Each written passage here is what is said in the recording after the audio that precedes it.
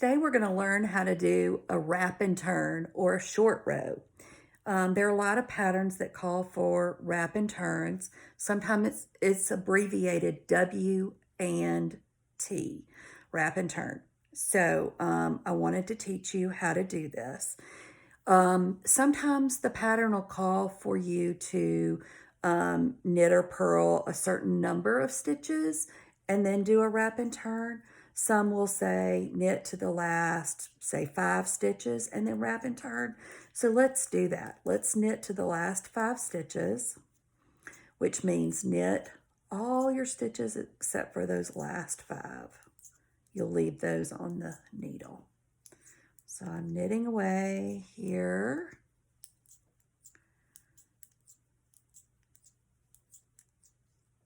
Until I have 5 remaining, okay? So there's 5 remaining. Now, this is how to do a wrap and turn. So we're on the knit side.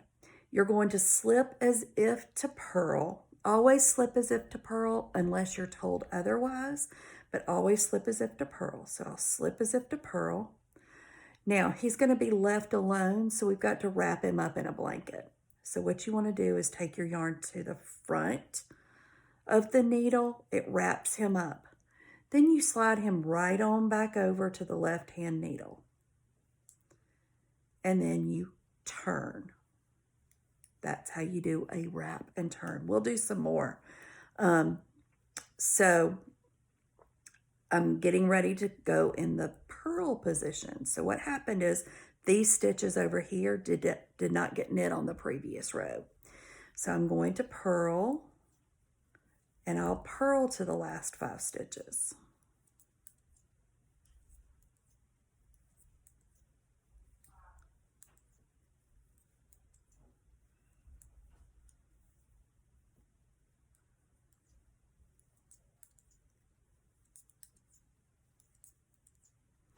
Which means 5 stitches remain.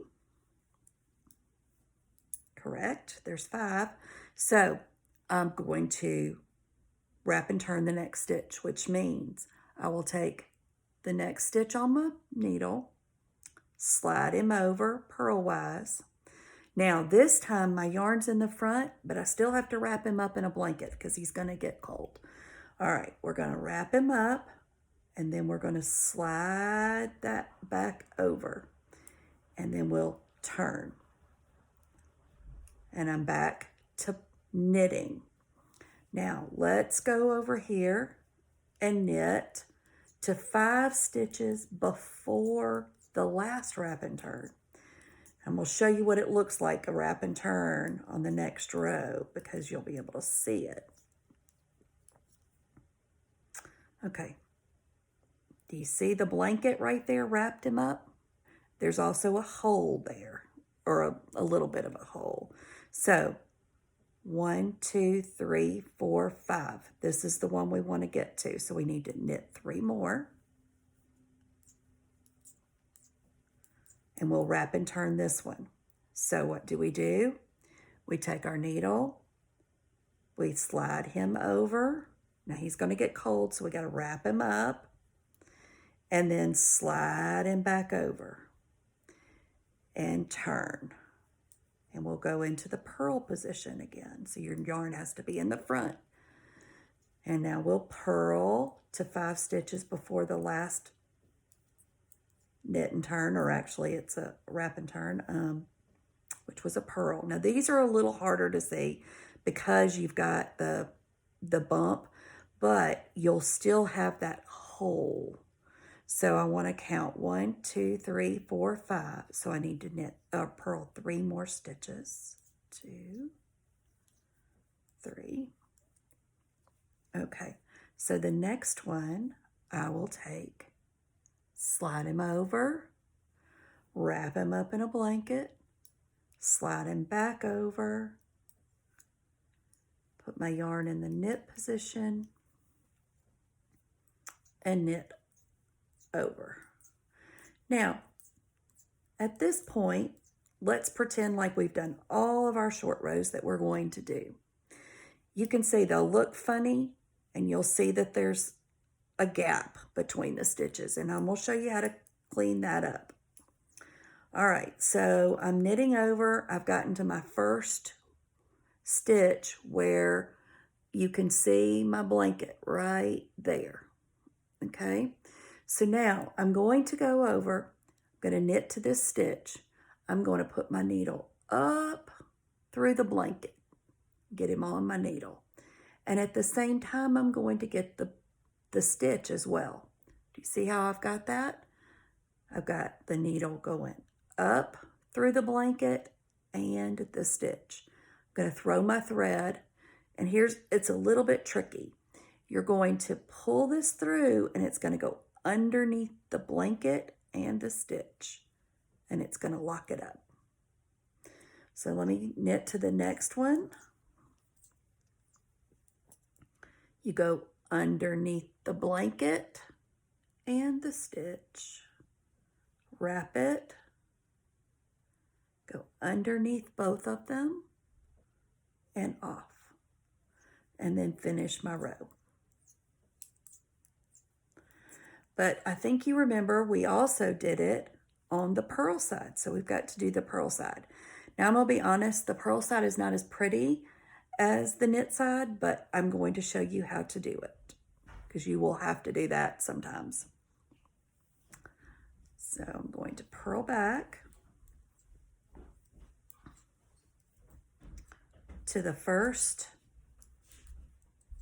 purl, wrap and turn, which will be 10 stitches in.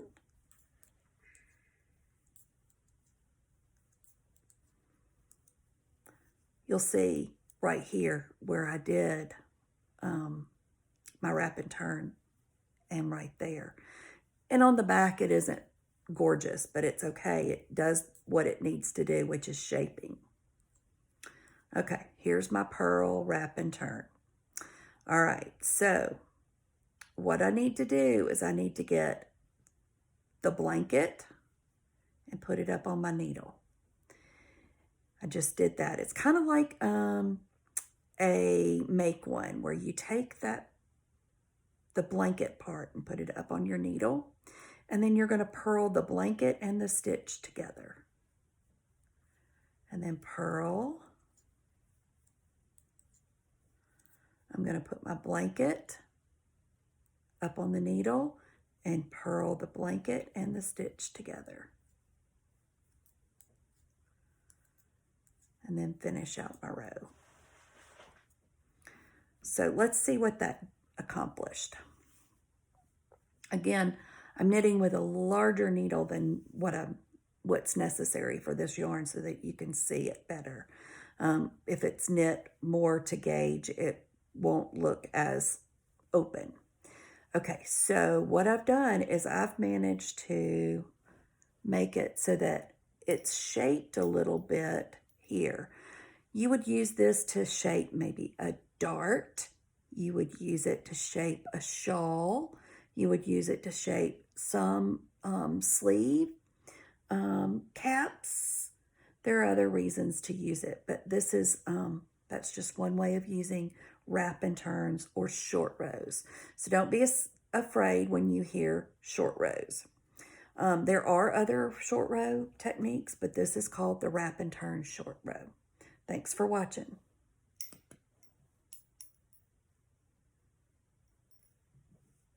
I'm going to show you what I did. I know you're going to get on to me. I didn't include him. He is playing a game with James. I don't care. We told him 3 o'clock. I told him. I said, when y'all get through with this quest or whatever you're on, I need your help. I need you to stop right now.